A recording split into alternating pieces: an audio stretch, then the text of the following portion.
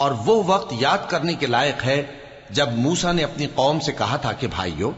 تم مجھے کیوں ایذا دیتے ہو، حالانکہ تم جانتے ہو کہ میں تمہارے پاس اللہ کا بھیجا ہوا آیا ہوں۔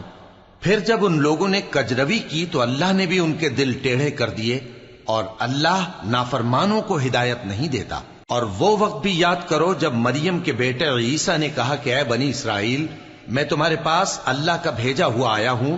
جو کتاب مجھ سے پہلے آ چکی ہے یعنی تورات، اس کی تصدیق کرتا ہوں،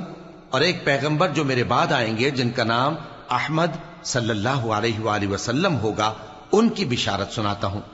پھر جب وہ ان لوگوں کے پاس کھلی نشانیاں لے کر آئے تو کہنے لگے کہ یہ تو سراسر جادو ہے،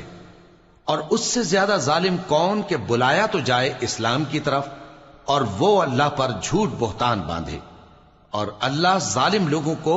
ہدایت نہیں دیا کرتا۔